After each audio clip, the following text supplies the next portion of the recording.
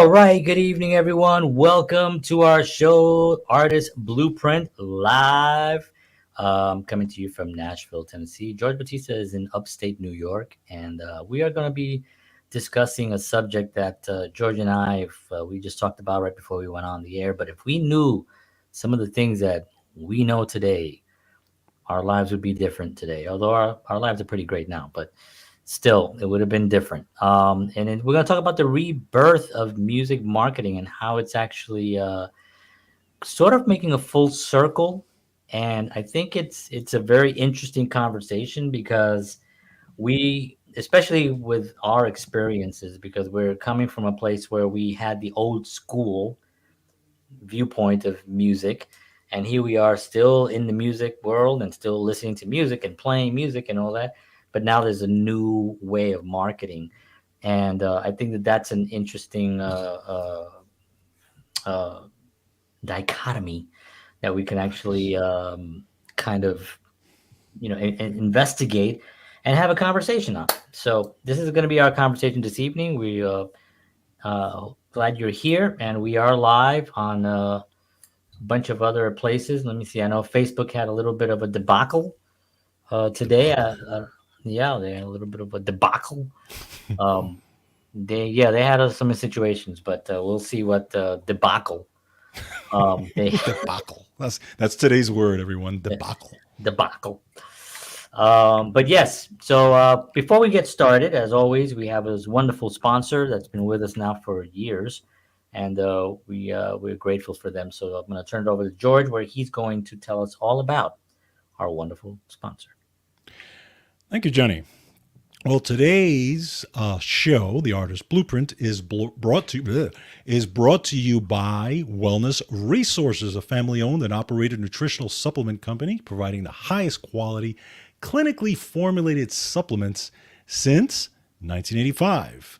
Make sure you check them out because let me tell you, they have some fantastic supplements. I use them every single day. I've been using them for now, I think it's like 17 years now, and I feel good every time I use them. So they're at myvitaminresource.com. So if you enter the promo code Artist Blueprint at checkout, because you are our viewers and listeners, you will have free shipping on your order. And on top of that, John, did you know that this month is National Nutrition Month? Oh, I didn't know that. Yes, it is. It's National Nutrition Month. This is where we're supposed to really be focusing on getting enough nutrition. So, Wellness Resources, of course, in kind, they put out a great promo, which is 25% off their daily nutrition supplements, like their daily energy multivitamin and daily protector and all their daily bone excels and all these types of things. Fantastic supplements you should be taking every day to get that nutrition in. So, again, it is Wellness Resources, National Nutrition Month, and it's myvitaminresource.com. Cool.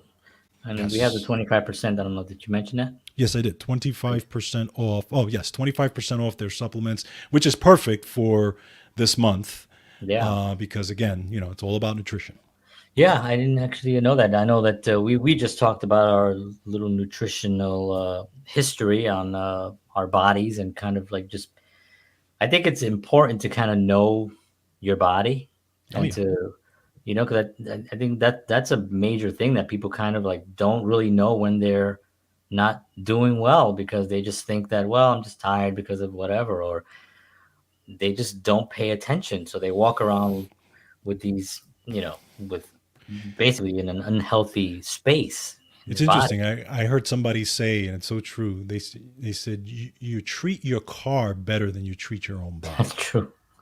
It's right. It's like That's true, wild. man. It's kind of crazy. I mean, I think that, and it's not even like that people are unaware of their, you know, but when you think about it, we treat we're so aware of things like our phone, the apps, the messaging, the what kind of phone we have, the better phone, we have this kind of phone, the car, all the things and stuff that are the TV shows that we're watching. I don't want to forget. I don't want to forget. I don't want to forget that I have to watch this show. I got to watch this show. I don't want to forget. And yet, we people say I just don't have time. That's what people say the most. I'm too lazy to get healthy. Right. Too lazy to get healthy, and that's where it gets a little bit bizarre.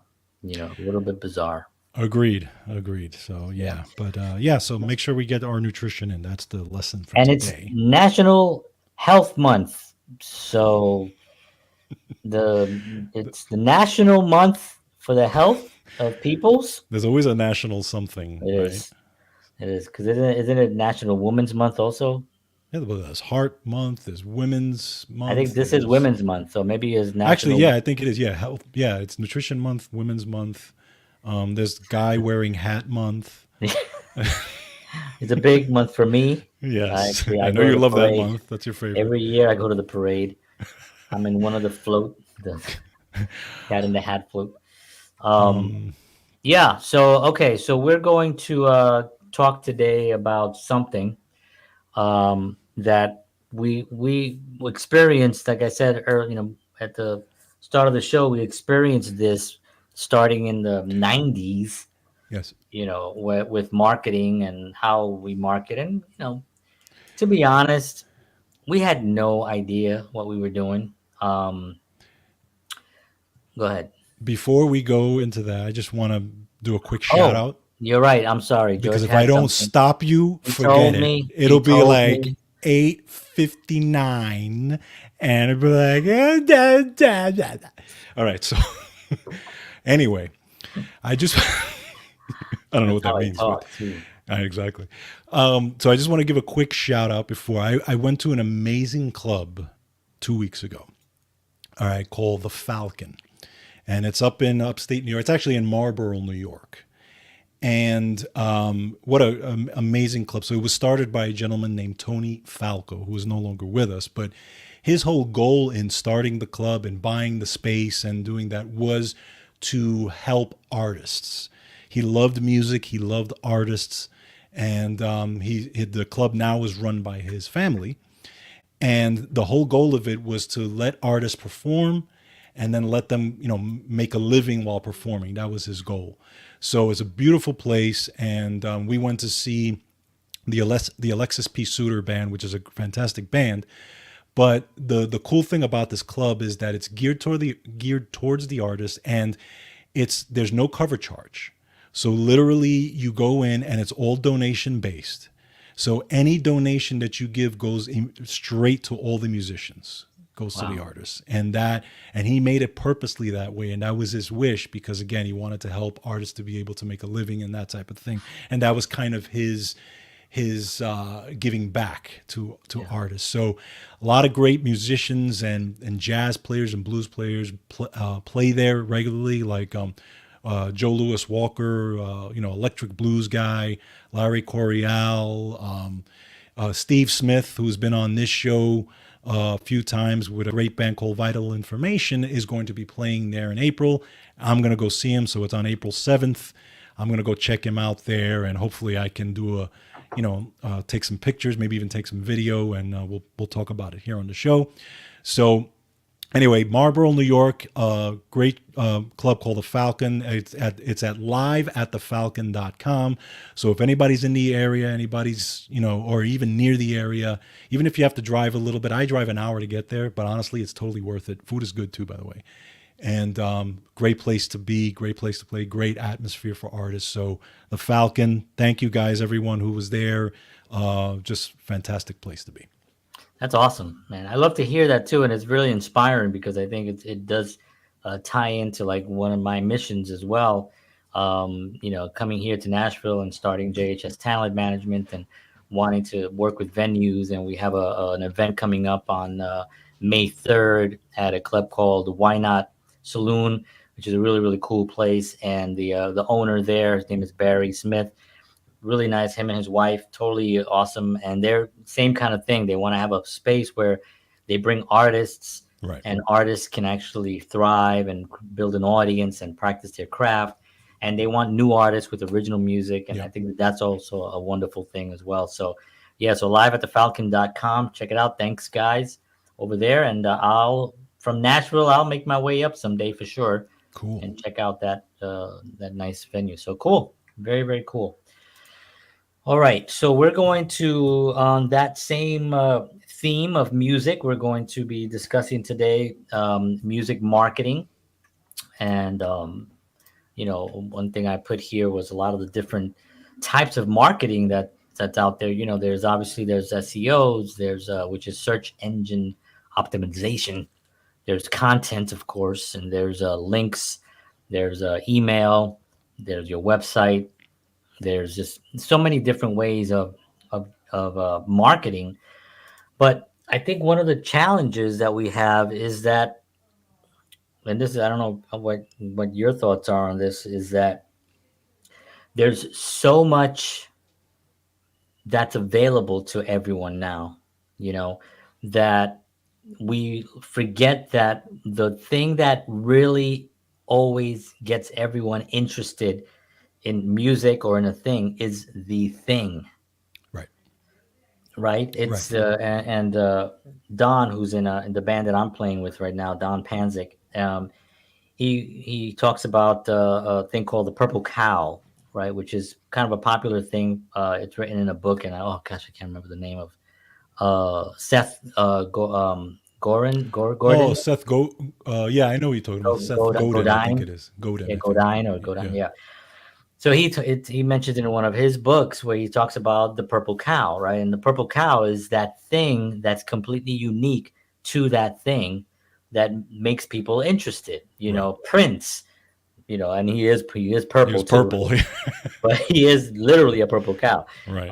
Michael Jackson before Michael Jackson, no one wore the one glove, the True. pants up with you know what I mean, the Yep. hat. Nobody did the moves he did. Right. Nobody was doing that. That's a purple cow, right?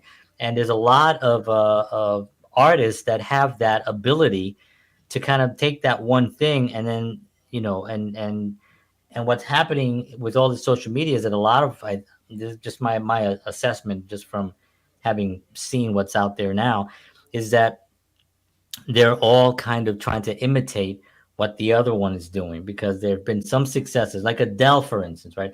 Adele, she's Adele, right? She's got an amazing voice. She's beautiful. The songs are great. She writes all this stuff. I mean, she is definitely a purple cow, right? Like, she does have that skill set, where she stands out. So then a lot of people want to go towards that. They want Right. to go towards being like her, and you can't do that, because then you'll have a series of many people that are just kind of like looking like that, and so one of the things that I was looking at was like, okay, well, what are the things that we can utilize to try to achieve a purple cow status on something that's completely different, right? Like, what's different? I mean, we all every note that I've ever played has been played a billion times over, right? Right. Every chord that we've hit has been hit. Every variation have been somewhat touched upon. Maybe not everyone, but pretty much a lot of them, right? But yet, there's still great music out there, right? There's still great songs out there. There's still True. great artists out there that are making some great music, and changing, or at least keeping good music alive, right? So anyway, I don't know what your thoughts are on Well, the first of whole. all, I would never want to go to Adele and call her a purple cow. That's number one. I just want to throw that out there. I don't know if Well, she'll. she's I don't know if she'll appreciate that, but yeah, well, she's thin now. no, I know she's thin. I'm just saying that still. Yeah, I mean, purple cow. But anyway, but Adele is gorgeous. I don't she care. is. She's Adele is absolute. 500 pounds. She's still, to me, She's she's absolutely gorgeous. gorgeous. I Absolutely love agree. Adele. Definitely. Adele to me is like, um, it's like Carol King, which Yeah, I don't know your obsession. No, I I'm okay. I'm I obsessed know with you're Carol. obsessed with Carol King. Now, I don't understand the obsession with just loving her as like want to marry her. I understand the obsession with her music. I get it. Carol Well, King is a legend, but the obsession I with love her, Carol King. I just love how I I love how she looks, and I know she's older than me, so I don't, and I know I'm married, so but I love her vibe, her energy. She just seems like someone that would be amazing to. And I've seen so many interviews and so many performances with her, and every single time, she to me is just more endearing and more engaging, I guess and you I just relate to love her, I her. guess, in a way. Um, okay.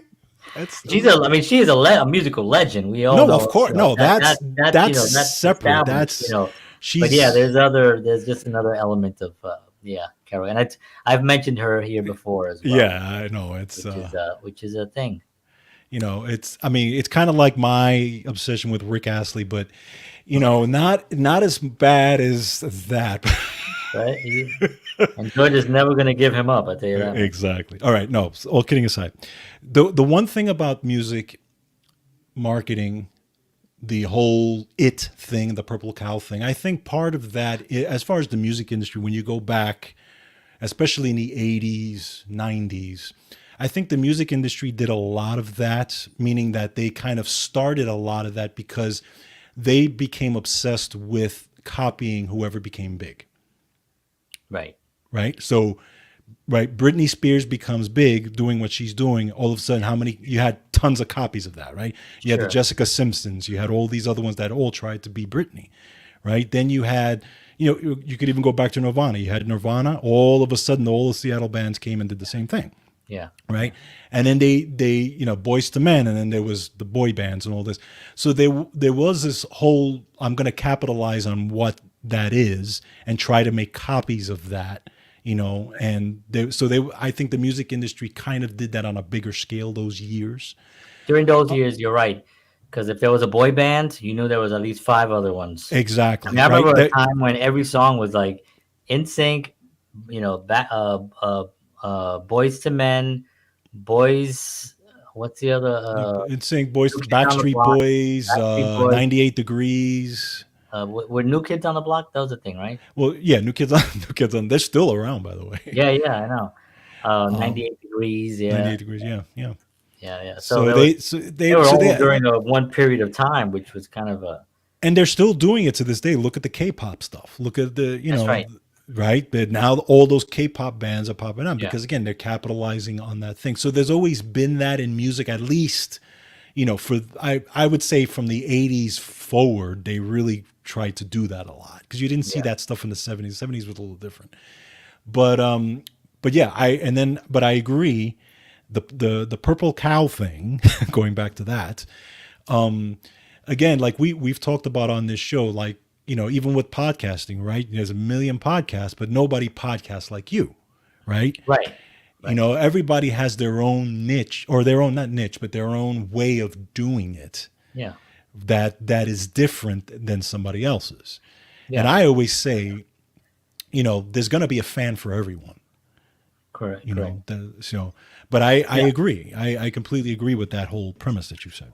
Yeah. I think that also, like, if we were to George and I, if we were to like look at our shows and say like, what's our purple cow, so to speak, I would have to say that it probably has to do with the fact that we're both Puerto Rican. That is very different to be doing the kind of shows that we do, to be doing the interviews that we do, to be doing the conversations that we have. Sometimes are a little bit not the norm of two Puerto Ricans that grew up in the Bronx. True. You know, that's sort of like a purple cow in the sense that we're coming from a completely different direction. Now, unfortunately, our audience is not Puerto Ricans. I would like to have more Latinos kind of join into this conversation and to kind of expand, the conversation into that world as well. And maybe that's partly our fault because we just don't engage in that way and we don't necessarily share our show in those markets. I mean, I think we had our show up on the BronxNet TV for a while, Yeah. and we can still have it on there again. We've been invited back to put our shows on there, and I think that might be a good idea to do that and do more. We have done shows about growing up in the Bronx. We've done shows about, we did 2 episodes back to back about being in the Bronx and stuff, because that did really well. So I think that that's something that I think we should probably look at, and as building up of a purple cow kind of a thing.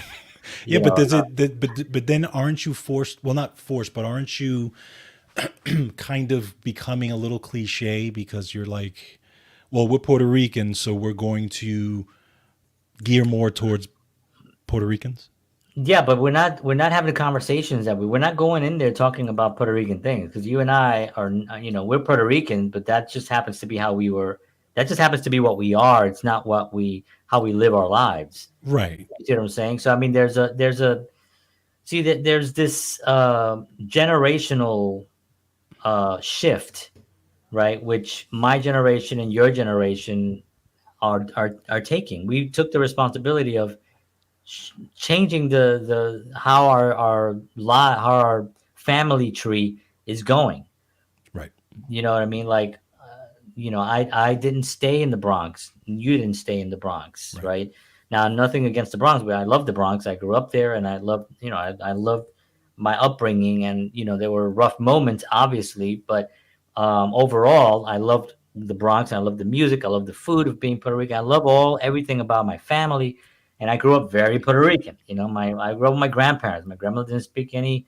My grandparents didn't speak English. I didn't speak English till I went to school at the age of 7 or 6 or 15. Um, and it wasn't an easy transition during that period. So I remember coming home and understanding, and then going to school and not understanding. Right. This was back in the days when nobody really cared. They just say, get in there, métete ahí, okay, que vale, tiene que aprender a leer, zángano. Okay, está bien. And everybody's like, all right, John, so we're gonna what? So I went through all that stuff, and I understand that, you know what I Yeah. mean. But we're not. I didn't think that the things that I was shown, and I have to be very careful sometimes when I have these conversations about growing up in that environment, because I don't want to say anything to offend anyone. But here goes. You're a purple Um, cow. yeah, purple cow is a thing. Google it. Whatever, It's man. a popular thing. So I knew that what was going on around me was not where I wanted to be. It wasn't the thing that I wanted to invest my life and my time in. Being staying in the Bronx, going to a I don't know, a community school or a school or something, and then getting a job. I was an artist, and that's what I've always wanted to do, and that's what my mind always worked on, like listening to BB King and Stevie Ray Vaughan and Eric Clapton and Santana, and that was where my world was. Same thing with for you. I mean, Yeah. we were listening to things that no one around us was listening to. That's why we had no friends. It was just me and George. That's true. It was just me and George, and then I met Holland, who played in our band, and he liked all the stuff that we liked, so Right. that we started a band that way. But before that, it was just not. There was nobody around to team up with. You know what I mean? It was just us, because that environment just didn't really give us what we needed. True. So I go back and I have the conversations about being Puerto Rican, but not in the same way that I think anyone else that goes back has. I'm not talking about the man putting me down, bringing me down. Right. I think that sometimes is something that I may be a little too much, and I think I might trigger someone if I say something that somebody. I was homeless, right? But I didn't blame my homelessness on the system. I blamed it on the people that were taking care of us. I was a teenager, and Right. they didn't. They were not responsible in the situation, right? And I love my mom, and my brother, my sisters, we were all very close till this day. And my mom passed in '09, but we were very close as well. But during those years, things were rough, Yeah. and things happened. So the whole music thing was I really saved. I know we're not talking about what the show is about, but this is what this show is Welcome to about. our lives. Welcome to the Artist Blueprint. I think Yeah. this is something for us to look at, because you think about where you came from to where you are all the time, Right. and I do that a lot, and I do the exercise that I think I talked about maybe on this show before, where if there was a snapshot of where I currently am today, of my life and my all my circumstances that I have going on today, and I have a snapshot and I bring it back to 1986 or 1985 when I was a teenager, and I show it to that guy and I say, this is going to be your life in whatever 30 something years. What do you think? I would be happy with what I see. I'm Right. playing music. I Right. have a beautiful wife. I have beautiful kids. I have a nice place to live. Things that in 1986 I did not have. True. I have a nice car. My wife has a nice, you know what I mean? All these kind of things back then I just did not even think. So I use that method of, I call it the snapshot, and that to me helps me. And sometimes I'm driving and I'm seeing these beautiful mountains, and I live in a really beautifully aesthetic location. So as I'm driving to just like to the supermarket, it's gorgeous, and I have that snapshot, Yeah. and I start thinking about that. So, you know, our show going there, like thinking of us as a purple cow, we would be the purple cow over there. We'd probably be not even liked that much because I think we'll either do one or two things. We'll trigger people, Hmm. right? Or we'll inspire them. Fire people. I always go for the inspiration. I'm not Right. saying this because I think anybody is wrong. I'm saying this because I think that Puerto Ricans can really are incredible, incredible Yes. musicians, incredible artists, incredible writers, filmmakers, everything. And Hollywood doesn't recognize that. We know that already. That's already been established. We don't get the recognition, but there are certain individuals in the Latin community that have done incredibly well. And we need to kind of look at that and be like inspired by, by the John Leguizamos and by the Jimmy Smiths and all those guys. Ruben Blades, Yeah. these guys that have made that transition from being that to being accepted in Hollywood and being and doing all those things. That's what I want to inspire. I agree. The only sad part about that, well, that's not really sad. It's just kind of the way people look at it, is because there's always going to be this perception that because you are living that way, you are living more like non-Hispanic people, Yeah, I'm living like a white person. basically, right? Yeah, yeah, They're yeah. always gonna. I mean, I've gotten that. even growing up, like I had that whole stigma, right? Because again, I listened to rock and roll. I didn't speak a lot of Spanish. I had long hair, all that, just like you did, and all this. It was like, oh, you trying to be a white guy? Now you're trying to be a rock and roll guy. You're trying to be this. You're Right, ignoring your Hispanic roots and all right. that. And it's not like I did it conscious. That's just the way. That's just the way. Where you were at That's that, where yeah, I was in my life, and that's why I felt good. I felt comfortable. right, I could have said, yeah, no, I'm going to listen to Spanish music and hang out in the street corner and play dominoes and do that for the rest of my life and do nothing. right. Okay, there are people in the South Bronx that do that. Okay, that's Yeah, not that. I mean, we lived there, we saw that, I right? saw that all the time. I'm Okay, sure it's I still could have going I on could to have some done that, degree. but no, I didn't want to do that. I wanted to play music. I wanted to get into what I liked, and this is what I liked. So it's tough because you sometimes you get that from Yeah, those yeah, and folks. I think that's where the triggering comes into play. Where Right, people don't like to hear things like that. I right. mean, and they're we need to respect our culture, and of course I respect the culture. I mean, I have I listen to Spanish music in my car all the time. My kids know Spanish music. You know what I mean? Like my daughter wants to listen to Spanish music, so I Mine too. play Humberto Santa Rosa. I play Mark Anthony, who's another one that's kind of transitioned to English and from New York and stuff like that. So there's you have to kind of look at it like, what is the overall goal? What is the goal? Well, the goal is to raise a family, hold on to your heritage, right? Pass it along and increase the family's wealth, increase the family's reach, and increase their education. That's the goal. That's what we should be. That's what I focus on. I focus on trying to get my kids to do better than I'm doing. Yes. My Yeah. grandparents came to this country not speaking English, working in factories for their whole lives, you know, and it's like, why? would I disrespect that and go off and do something that everyone else, that I saw, not everyone, but there was a few people that were doing the easy money thing, Right. and Right. doing things that I knew were illegal and all that. Why would I disrespect them, Right. with all that they did and they gave to us?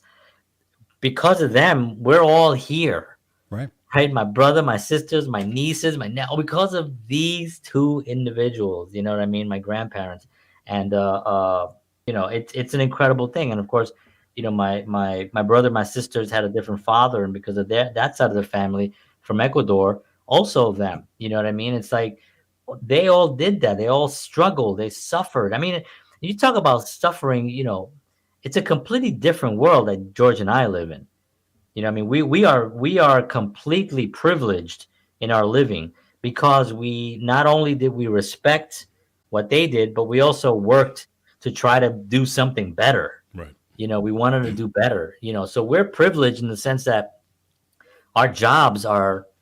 I don't lift anything heavy. Right. You Right. know what I mean? I don't lift Yeah. anything heavy.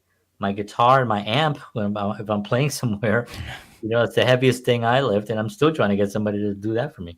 So, I sit in front of a computer. I get paid to think. Hmm.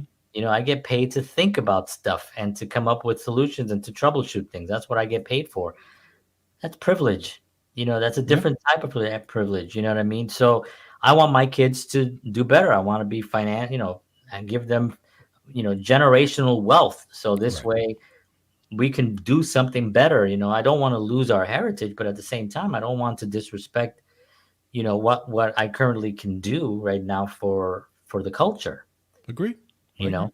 Yeah. So, oh yeah, so we're talking about music marketing today, which is as we're 32 minutes into the Well, show. this actually goes into the mindset, It does. And right? I think That's a lot of times we talk about this, and we always sometimes we'll do like 2 or 3 episodes on something just to wrap our heads around it. But yeah. music marketing today. Well, let's go back to what it was, right? There was no email, there was no computers. So what was there? There was flyers. Hmm. You go out, you get a flyer. You get little tiny brochure things. You put them to the club. You put them on the bar. You put them on the tables, and have people grab one. And hopefully they'll remember you, right? I still have a couple of those from bands that I followed back then. Carbon Leaf Carbon is a leaf. Yeah. band that I Yeah. took one of their little flyers from a club that we played Yeah. that evening. We played, and then we left, and there they are. Maybe 15 people were there, and they blew me away. And Yeah. now they're like a successful, touring band and stuff. But I still have that little card, which I've actually photographed and sent to Barry, who's the lead singer, and he's Ah. actually acknowledged me and mentioned, "Yo, that's awesome! I remember printing those out at Kinko's." Ah. Nice. Yeah. I remember That where was we that used was to do pretty that. awesome. You know, that's what it was. Hanging up posters on outside of the club and around the telephone poles. Then sometimes, if you were really brave, you get phone lists. Yeah. We had a phone list. And you have to call people up and be like, "Hey, just want to let you know we're playing at this place on this night. Get a pen and paper and write this down if you want to come down and check us out. Hey, what you doing? And you're calling people in to just come to your shows. And how many what would be the number one question that these club owners or promoters would tell us? How many people can you bring? There it is. And it was a we George and I got into it during probably at the curve, right when it was going to hell.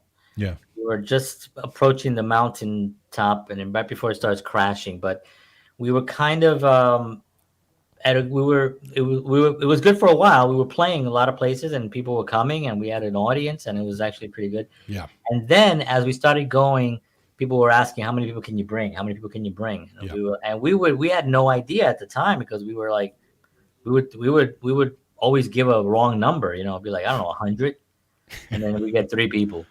It'd be like George's girlfriend and like and I didn't even have a girlfriend. It'd be like George's girlfriend and like some friend, friend of mine, um, and somebody else from the band, whatever it was. Um, and then we started realizing, now we did get eventually, like when we would do towards the end of everything, we would get 100, Yeah, we'd get 200 yeah, people yeah, to shows. yep, But then things started happening with the clubs, and they started closing down. right, CBGB's went away, Lions Den, Kenny's Castaway, and then all hell broke loose. And then they couldn't even. Things got so expensive for them that they had to ask the question. I don't even yep, blame these poor guys. They're paying their rent. They know that if they sell us $500 worth of tickets that we're gonna go out and sell on our own, which is what we kind of tried to do, which is hmm a bust. yep, It's a bust to try to go out and sell $500 worth of tickets to just try to recoup your money. That doesn't mean that you're gonna make anything. right, So we give the club $500 to play on a night. The place could be empty, and we lose $500. Do right, the club care? No, they just made $500. exactly. That covers their evening. If nobody shows up, that covers their evening. So that's where it became. That's what it was. You know. Move forward to 2004. I remember going to a music conference in Washington D.C.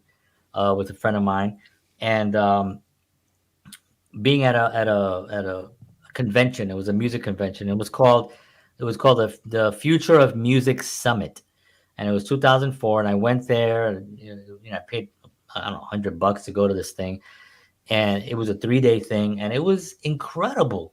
Like, I learned so much from that.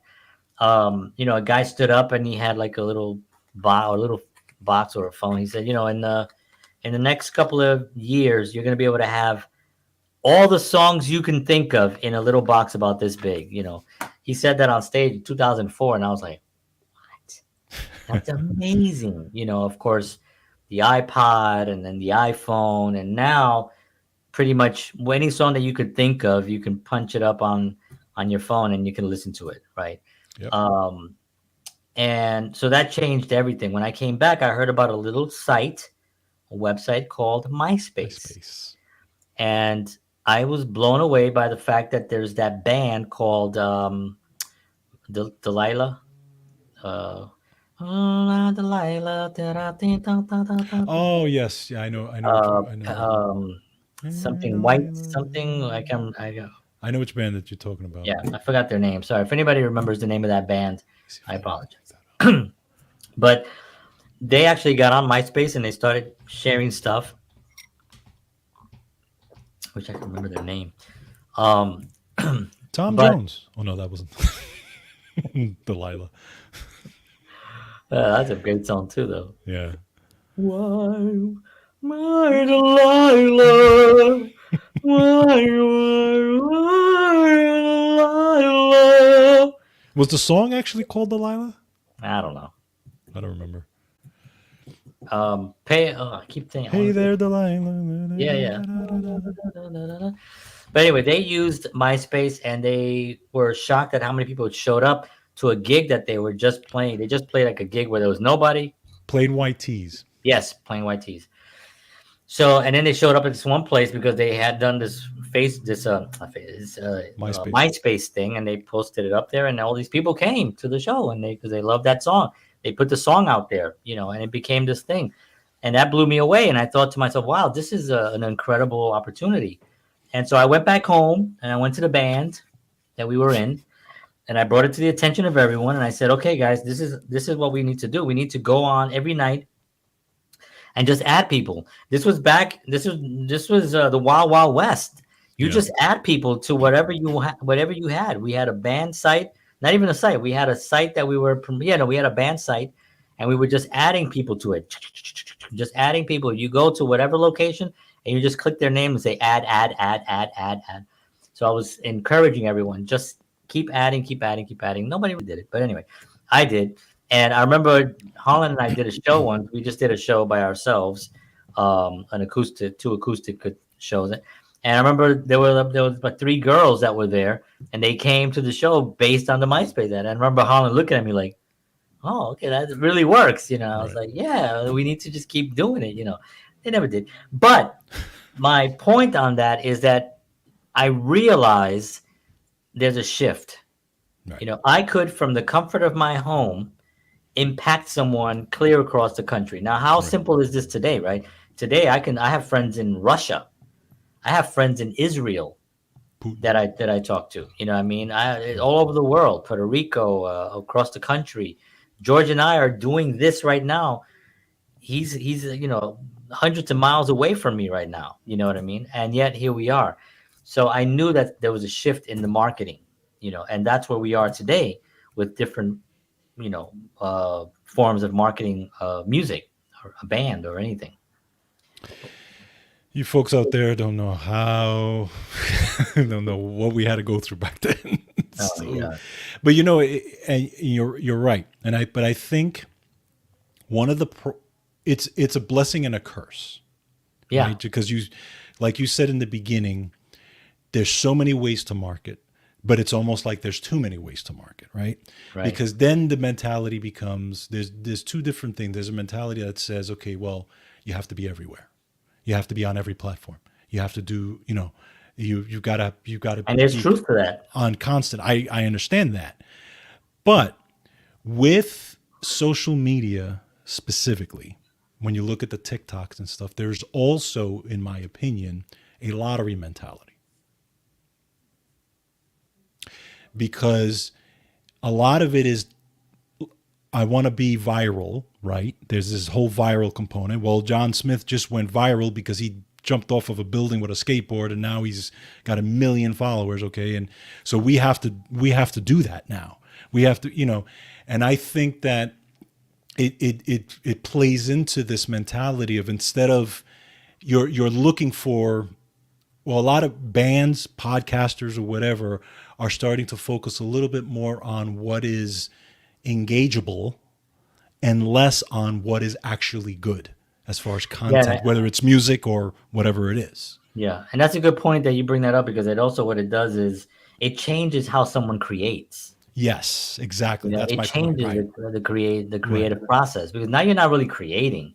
Now you're just kind of thinking about what they're doing and how I can actually do that, Right. and how I can take what I do and do that thing that that person already did, as opposed to trying to think creatively Correct. with what. And this is where, again, and I'll say Purple Cow again, but this is where that kind of goes away for a Yes. lot of people, because that uniqueness that you had, that would elevate you, if you're only focusing on what someone else did successfully and went viral, and you're trying to go viral, then you're gonna lose the game. But You're then not, it's then the not question, you. right? But then the question becomes, right? Let's go back in time again to the old days of music, right? When they would take a band or an artist, right? Let's say that artist was a rock and roll heavy artist or whatever, where their songs were kind of obscure, you didn't really know them too much, but they pluck out this one tune that is completely different than all the other things, right? This is where what was born, this is where the one hit wonders were born, right? Because if you listen to all the one hit wonders of the 80s, that one tune that was on all over the place, that was their biggest hit, sounds nothing like all their other songs. Correct. They did Because something they, different. Yeah. right? Because their whole thing was, we need to get you as marketable as possible so you can land it and then get that viral, lottery type thing, Sure. right? And to me, you're, again, Yeah. and we talked about this as a band way back in those years. Do we sacrifice ourselves and try to do something like that versus actually being true to what we are? And like you said, artists and musicians and people are losing that to try to get that one niche where boom, they explode. Yeah. And the thing is, going viral right now does not mean that you're going to be a successful anything. No, it doesn't. It doesn't. Unfortunately, it did at one point. You can go viral. I mean, you can look at an app, and the thing about being on apps is that, if there's 10 apps, 10 social media platforms, I should say, and you're on all 10 of them, well, that not all 10 are going to be successful, but if you're on all 10, at least the ones that stay alive, you'll still be on. You won't have to like start catching up to try to be like, oh man, I got to get on that app now because now everybody else is on it and this one went away. An example is Vine. Who Mhm. remembers Vine? So Vine had 6 million users. Right. There were stars on there getting millions of views, showing up at what do you call those, at malls for events where thousands of girls, mostly young, little, good-looking boys and girls, would show up, and thousands of fans would show up because of the Vine. Vine was like a 6 second clip thing, Yeah. right? Um, so, and then that just completely smashed. It crushed. I mean, it went away overnight. Right. These people that did not go on any of the platform were gone. You Right. didn't hear from them anymore, and they went on to other platforms where they got a little bit of flow, but nothing compared to what they had. So, if you're thinking about the viral thing, going viral, it's the wrong viewpoint. It's what you should be doing, and this is a very cliche thing to say, but the authenticity that you can bring to your music or to your art is what's going to be that purple cow. Yes. It's the Michael Jacksons, it's the Prince, it's the Sting, it's the comedic. uh you can go back and Robin Williams, Jim Carrey, they all have this uniquely different thing that they did that stood out from what everyone else was doing. Right. And they got a lot of hate. Yep. They got a lot of hate. And if you're getting a lot of hate, you're on the right That's a track. good thing. It Yeah. means that you're impinging somehow, you're disrupting an area, Right. right? And the whole thing you were trying to do is we are trying to disrupt an area. This is why George and I talk about these things. Being Puerto Rican, it is a disruption. You know what I Yeah. mean? We're two Puerto Ricans from the Bronx who didn't buy into a lot of the things that we saw growing up. Now, that's not saying across the boards it's like that, but there is this weird mentality of that kind of upbringing where it's just kind of like yo yo yo, and we just didn't really buy into that for Right. whatever reason, right? I think the music had a lot to do with it. Yes. But that's the only way that really you can really be successful is by creating that thing. I want to go over. I do have actual Okay. things. Go for it. So so what do we do? We're trying to figure out. We're trying to figure out how to promote the band. I'm in a band now, in case anybody is interested. The band is called Mockingbird Canyon Road, and we are having a blast.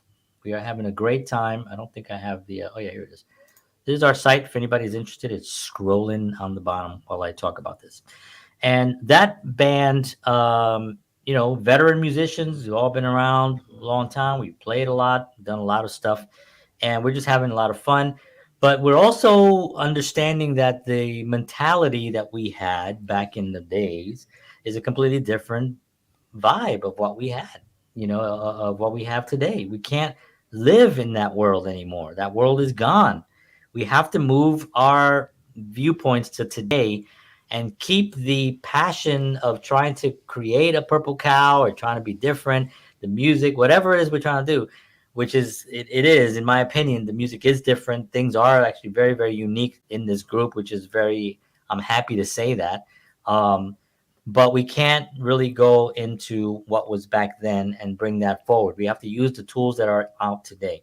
So I have 5 tools here that I think are really where the bread and butter are in today's marketing. And if someone, and this is what I use also for JHS Talent, where to help the artists kind of with their not just their platforms, but creating a brand, Right. creating an actual brand that they can, monetize, because it's something that's uniquely different, right? And I Hmm. have some artists now, that I'm working with that are definitely purple cows, they and but in order to really get that, we have to illustrate that in a way that doesn't look like we're trying. It has to be authentic, and they are authentic. So I want to make sure that that gets put out, in an authentic way and not so cliche, right? So the first thing on the list, and I have 5. The first thing is, we did one of these before. It's a virtual reality concert experience. Now, this is something that is getting more and more traction. It became popular. I think people were looking more into it during the pandemic because people were home and people were trying to figure out, well, how can they still spread the music? And some people figured it out more than others. Those that have money could work it out more because they have the tools and they have the bandwidth, basically. And now that we're at a much better place, during that whole time because of technology and certain platforms that came through with the technology to catch up to what was needed.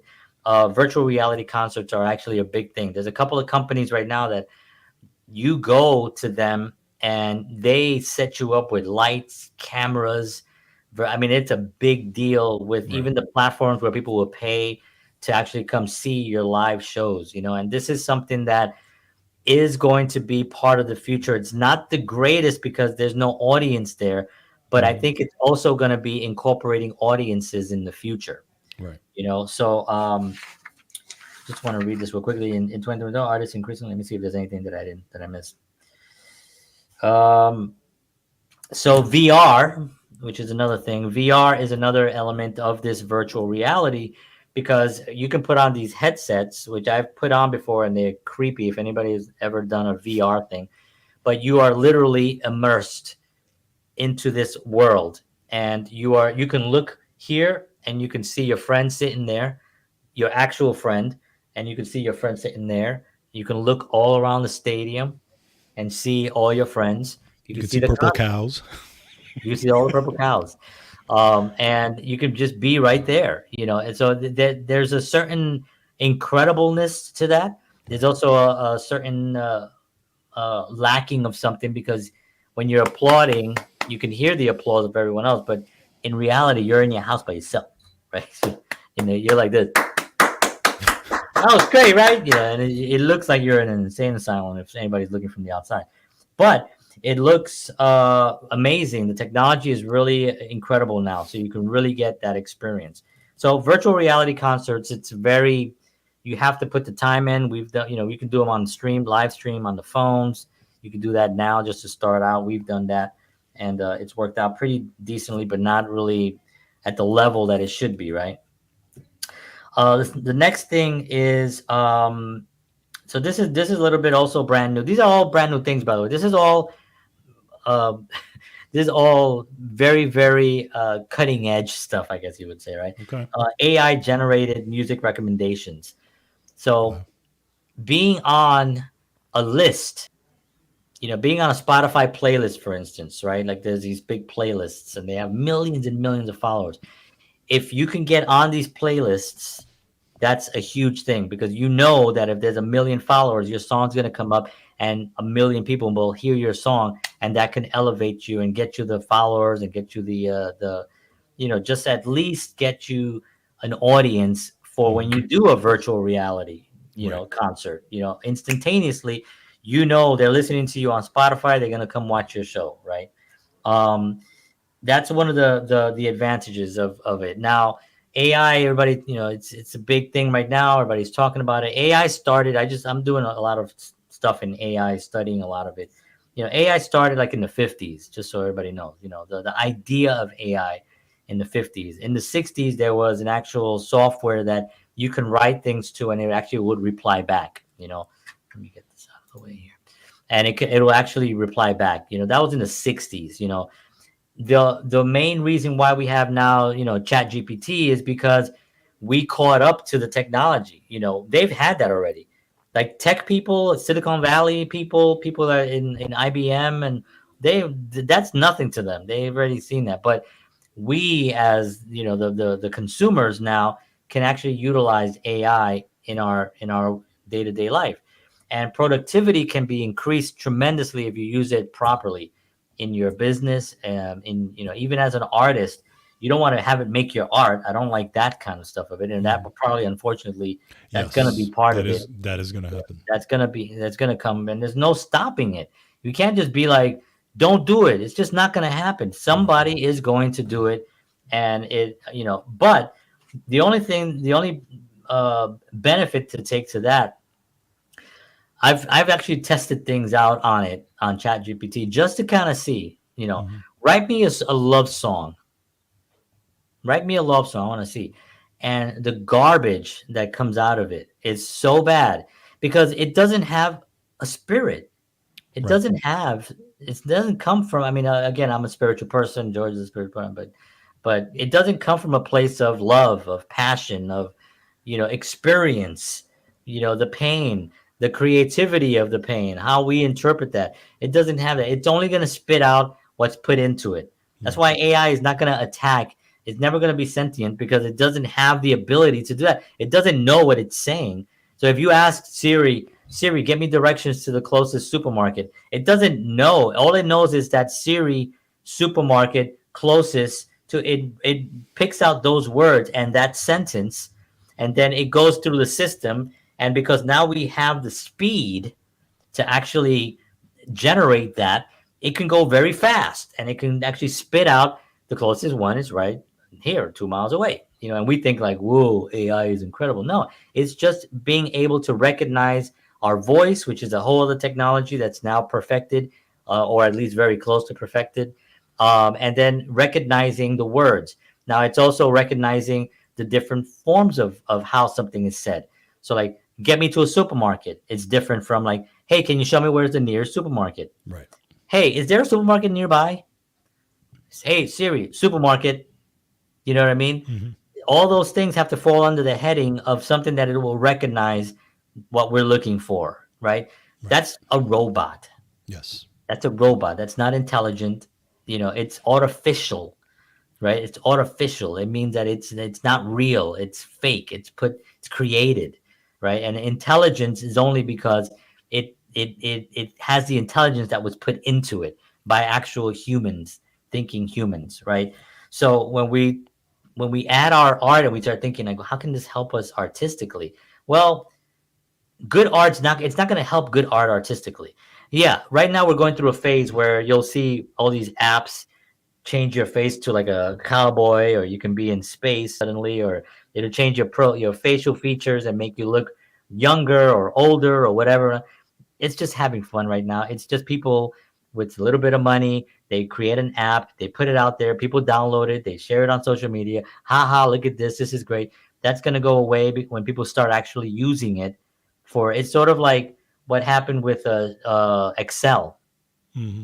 If you think about Excel, when Excel came in, people were like, "Oh, it's replacing accountants. It's going to replace the accountant. The accountant did all that work. Right. It's going to Right. replace calculators. It's going to replace the accounting machines and all that stuff." And it really did. It created way more other jobs in that field with accountants. Right. Accounting people that now use. Now, can you imagine a world without Excel? Excel is just part of something that we use now, and that's where AI is going to be eventually. So we shouldn't be afraid of AI. We should actually embrace it and figure out how we can utilize it. Like maybe, if you find a way to actually market your band in a location using AI technology some way, using it to gather audiences that are like-minded. Well, what do you think Pandora is?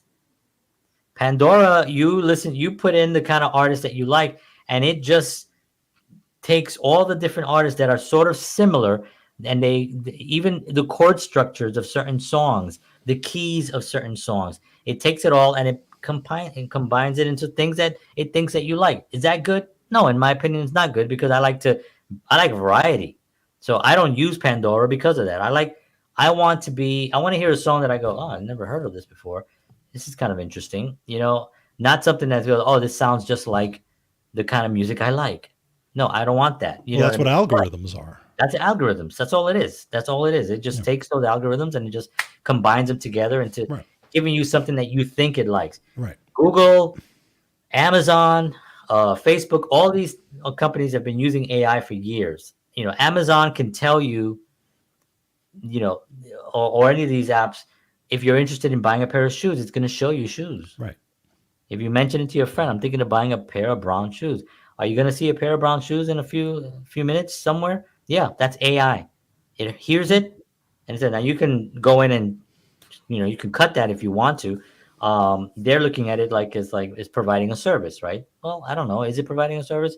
I Well, think it depends how you look at it, because it depends how you look at it. there are Yeah, people that say, why would it's almost like I feel like I'm being spied on, right? it's true, and Everything. and you are. And you are right, You are. and some You know people what I mean? don't want to And if it participate in gets into that. the wrong hands, Well, it that's will. that's It where, and will. it will, Just because like that's anything, you yeah, put and something people like will that's buy. Yeah, powerful, it's always going to go into the wrong hands. It's always going to be used for some crazy shit. correct. And Correct. And that's and that's where right now, as we know, we had the debacle with Google, right, and their Debacle. AI debacle. Yeah. That's the key word of the day, and I'm just making up that word, but I want to use it.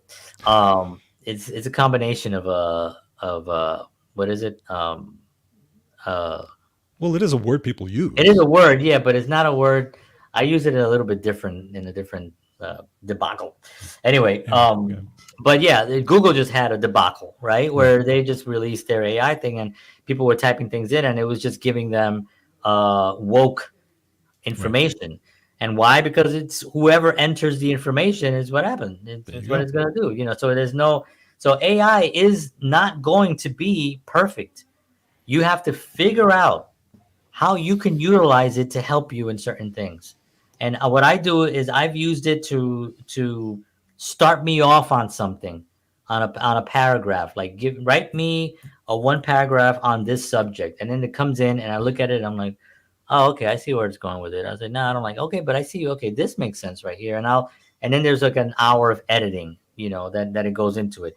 But before it would have taken me 5 hours to come up Right. with something. But okay. But my counter to that would be there've already been people that have been busted Oh, for completely. AI articles It's were gonna continue. It's published, gonna. It's gonna. okay, Yeah. which takes away from the creative process, right? Because Correct. now these people are not creating; they're just That, putting in that a that's the late. That's being part of the wild wild west. People yes, are gonna get shot. People are gonna get shot, and people are gonna go down, and people are gonna lose. It's just the way. It's the way it works. And people are also gonna take shortcuts. true, AI is an opportunity for people to take a shortcut. How many songs are going to be written through AI now? yes, yes. Garbage piece of crap, because I'm I've sure heard there those. are already. There are already, and they sound terrible. They sound really bad, lyrically and everything. But then again, I'll hear some pop song that somebody wrote. 7 writers wrote one song for one particular artist that I won't mention. But you read these 7 people wrote this crap. Right, Well, what's the difference between you could if you would have put that today and said AI wrote this, I'd be like, yeah, that makes sense because it's garbage. But right. no, 7 people wrote that. So 7 people couldn't write, a good song. Also, we still have to have the creative process.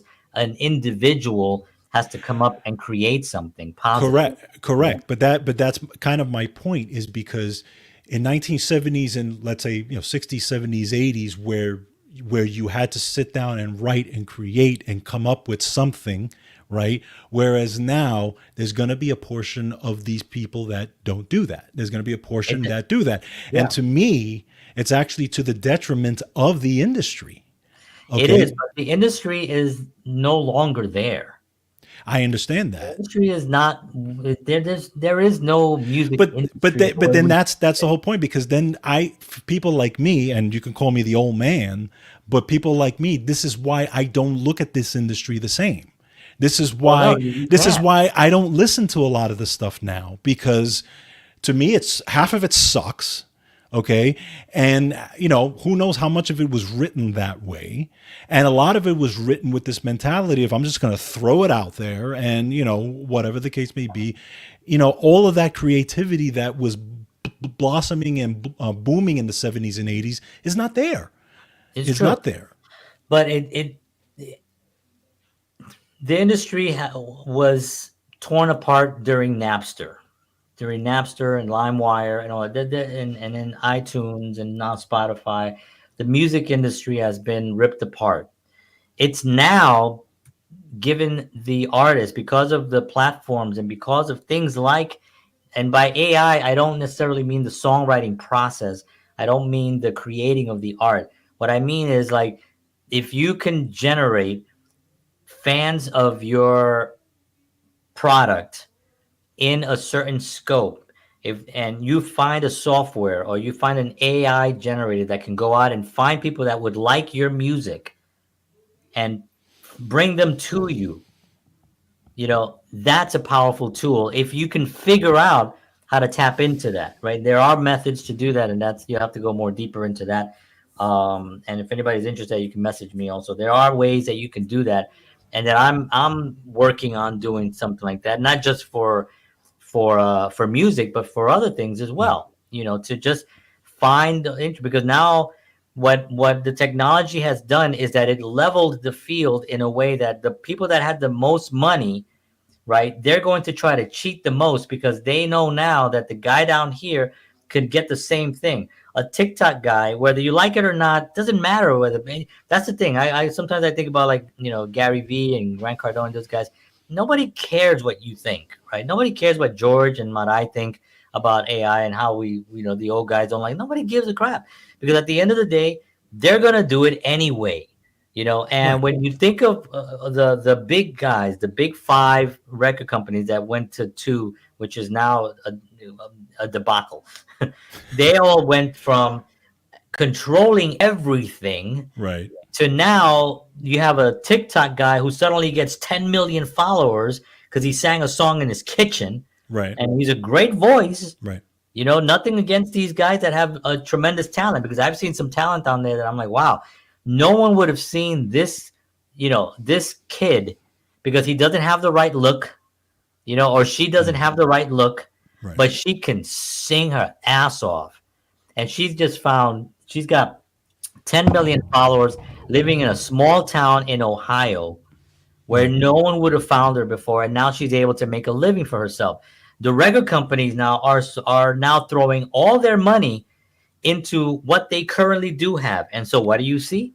You see, I'm not going to name all the artists, but you see the same artists that are big signed artists having all the money put behind them on all the magazines, Right. on all the television shows, on all the social media plan, every because they're throwing it because this is all they have.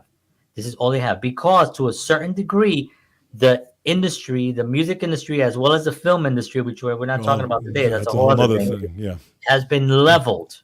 Yes. I can make a film on my phone and show it to 1,000 people. Right. I couldn't do that 15 years ago. Sure. Right.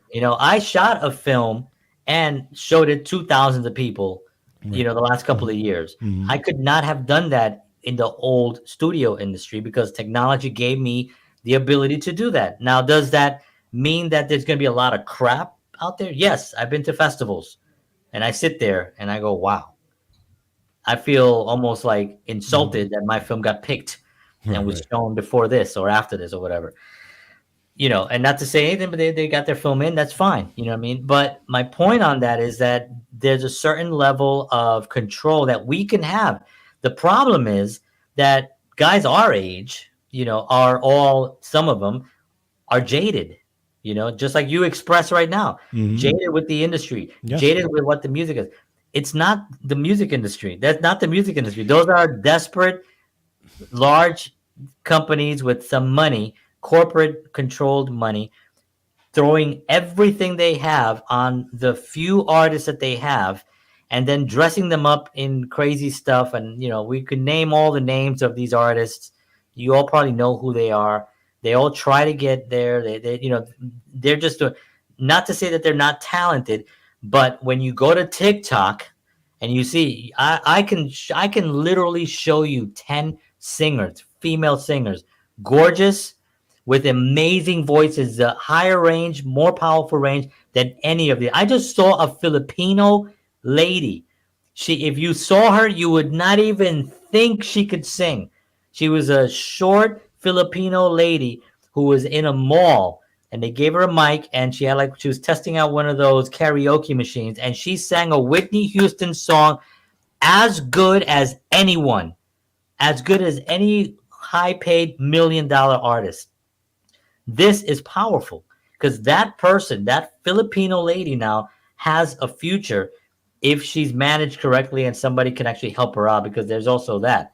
There's also this TikTok artist who they get all these views, but then their lives are a mess, or they don't know how to balance it, or somebody takes advantage of them, whatever it is. That's another thing. Evil people are going to get into everything that we do, everything that's creative, everything that's they're going to get in. It's our job as higher toned people that are elevated in their think, to be able to look through the BS and to be able to find those individuals and push them aside But and I bring in the joy. Okay, yeah, and I understand what you're saying, and I completely, and we're going way over, but and I mean, to a certain extent, yes, you're absolutely correct. And the same thing with the music, the movie industry, and all that. They're going through the same thing. But then this forces me, okay, or forces the guys like me to have to go find these people. I have to go on TikTok. I have to go on Instagram because I have Good. to find them. I don't Here's want to do that. What if I I don't want to know. do that? Yeah, then you won't. Then you won't get to where. Exactly. Then I Yeah, don't give and a shit about and them. You know what I'm right. saying? So, That's right. right, and So that's my then that point. forces me to go back to say, okay, well, then I'm going to listen to the people that I want to listen to, that I know that That's are great everyone's prerogative. musicians that I grew up listening to, because that's what I'm happy That's listening to. fine. That doesn't mean that there are not amazing people doing it. There are. I There are. completely admit that. There Okay. are. But I don't care. Right, right, I and don't care. that's your prerogative. That's the Right. point. It all matters on where a person wants to reach. If Right. if you were complaining about it, but you're trying to get a record deal, or you're trying to expand your music, or you're Right. trying to be seen more, but you don't care about those things, well, then we know where you're going, Right. right? And that's a different story. If somebody doesn't care at all, then that's fine too. That's their prerogative. They Right. shouldn't, they shouldn't. And to a certain degree, I don't care about certain things. You know what I mean? But I dive in because I'm curious, and I also love the artists that I found. I found some incredible artists through social media that I am currently working on with JHS Talent. You know what I Right. mean? Like I would not have found them had I not been on there looking and being like, wow, this is Yeah, but that's incredible. also your business, though. It is, right, it is. But that's what I'm saying. I made it my business. Right. I didn't Correct. inherit it from Agreed. from anything. It was something that I've Agreed. always been passionate about, right? So this is a whole. So my point on that is that it's the same kind of thing. Those that don't care is totally fine. Right. It's totally fine. The question is those that do care, and those that are trying but don't want to dive into all this minutia of technology. Well, then you're making your own bed. You're gonna have to lie in it. You know what I mean? That's just the fact of the matter is, like, there is no the shortcuts of social media are very, very few. You're either on the platforms creating original content, or you're not. You're not. Right.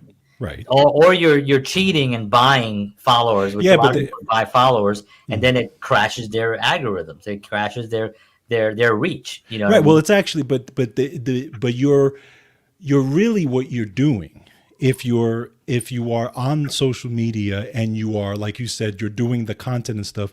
Number one, you're chasing the algorithm. Okay. Because the Always, algorithm changes every other day. That's number one. always. Okay.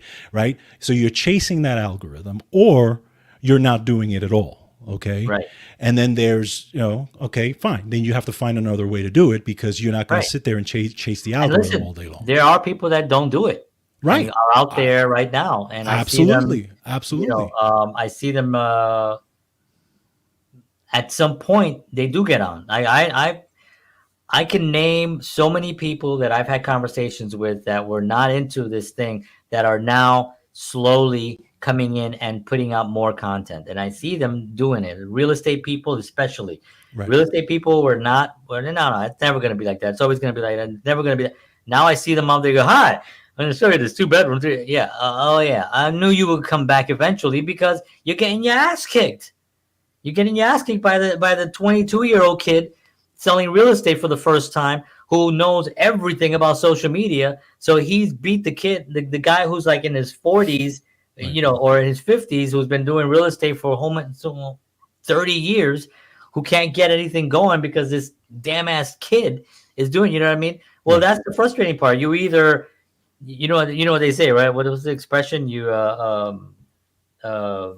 what's the expression when you go with the flow, but you don't want to, or something, whatever. And there's some expression I can't think of right now, but you either go with it or you fall behind. You fall Mhm. behind, or you can be such an innovator that you can find something completely different and a Sure. different method of doing it. Sure. Who knows? Right. There might be other ways. Social media is not going to be the thing. I guarantee you that a lot of the platforms that we talk about are going to go brr. But Yeah. I will say one thing, that when you make the connection with someone, that connection will stay, whether that platform or another platform. I know this from MySpace. I have people in MySpace that I'm still friends with, that still follow the content, because they came over. Right. They followed me on Facebook and then Instagram and then whatever other platforms, right? So this is a conversation that I think we'll probably have to take up again next week, and continue on, because I have a couple of more things here that we're at at an hour 15. I think that's our record.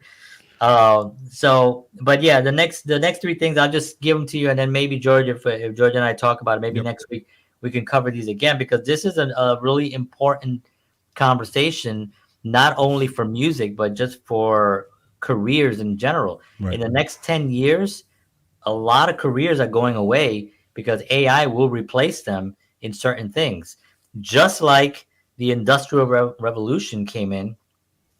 And when the car came in, you can go back and read Henry Ford's, experience. And when the car came in, all those people that were selling horses and horse and wagons, the people that were making the wheels, the people that were doing the springs for the wagon, the people that were doing the leather, the things that whatever, the whips, all that stuff, that went away within about 10 years to 15 years. And 20 years from the car, in 20 years, that was gone. Well, look at the CDs. Look at CDs, CDs. DVDs, Yeah, VHS, CDs. CDs. Yeah, That whole thing, right? yeah, gone. So, and those that were just like, oh, I'm always going to sell horses. I'm always going to sell horses. Well, they ended up having to eventually figure out something else, Right. because they didn't want to innovate. If Right. you don't innovate, that it really makes it really difficult for you to move forward with the times. As an artist, you always want to say like, well, gosh, is it ever going to get better than BB King? No, no, no, no, right? It won't. No is a BB complete King sentence. was a moment in time. You know, it was incredible time for music. If anybody wants to hear BB King's best thing, you hear BB King live at the Regal. It's the best blues album ever made. Right. It's incredible, right? Now I go out and Stevie Ray Vaughan. I love Stevie Ray Vaughan, right? He had no social media, right? Eric Clapton, he had no social media. Well, he does now, No. but he had no social media, right? And then you look at John Mayer. He came in with no social media. Now he does a lot of social media. John Mayer is all over the place on social media. He does lives. He does lives from his hotel room. He talks to people. He engages with people. He answers questions. He's all about it. I mean, Right. he's in that realm of like, he's 40, I don't know, 44, 45 years old. So he's in that realm where it came from nothing to now it's all in. He's all Right. in. So you make the decisions based on what you're really feeling and what you really want. If Mm-hmm. you really want something, if you really want to engage more with people and sell more music, and then you have to figure out some of the things that you might not like. You just might not like those things, and it's difficult to make that decision. But the next thing I was going to talk about was NFTs. I mean, gosh, people are like don't even know what NFTs stand for, which is non-fungible tokens, and those are basically like a currency. So music, and I'll talk about this. I think we'll talk about this later. This is going to be that'll be a whole other world. But then there's social media collaborating. That's another thing Right. that's actually becoming more popular now, is collaborating. Songwriting is always going to be a thing. It's always going to As it be. should be. It's always going to be a thing. Right here in Nashville, there's songwriting groups. I mean, there's all these clubs that get together and they sit around circles and they write, and they're happening all across the country. I mean, very, Mm-hmm. very, very important stuff that's going on in music in Nashville and across the world. It's still happening. But there is going to be a huge shift. These mucus. I think There's that's going to be a huge shift in mucus. there's going to be a huge shift in mucus, and I'm telling you, they're going to be running. They're going to be running all over the place. But no, in music, there's going to be a huge shift happening, which is already kind of happening. But in the next couple of years, it's going to be even bigger. And this is why my encouragement is to any artist, just read a little bit about it. Find out how you can utilize some of this, whether it's the virtual reality concert, whether it's AI, NFTs, whatever it is. see what you actually can connect with, but never lose your artistic integrity. See, Hmm. that's the key thing. Yes. Don't think that it's a shortcut, Right. but think That's the that big it's a thing. thing. It's the newspaper. The printing press came in and shift and changed the whole world. News wasn't getting out. After the printing press, now news can get out, and you have people delivering newspapers across the. You know what I mean? You know what I mean? Hmm. It's sort of like saying, "Well, I don't want to put my ads in newspapers that 1,000 people are going to read it tomorrow. I want to still do it the way I've always done it, word of mouth." Well, who's going to starve? The guy who's word of mouth, or the guy who's putting an ad every week on a newspaper that's expanding and getting 1,000 views? Hmm. That guy is going to make the money. I'm sorry to the guy who had word of mouth. He probably 90% sure had the better product. Hmm.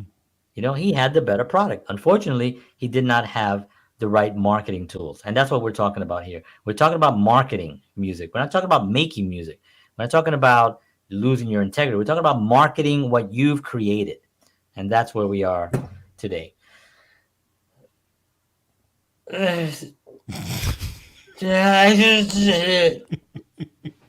um so anyway, if you're still here, I'm sorry. I'm so sorry.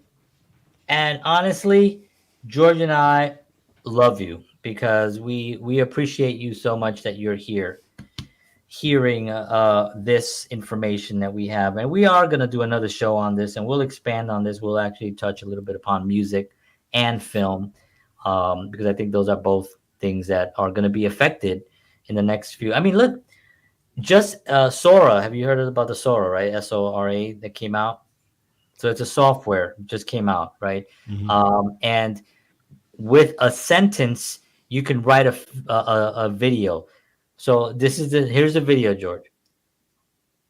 Man with a guitar playing on a stage with thousands of people singing this song by Bob Dylan.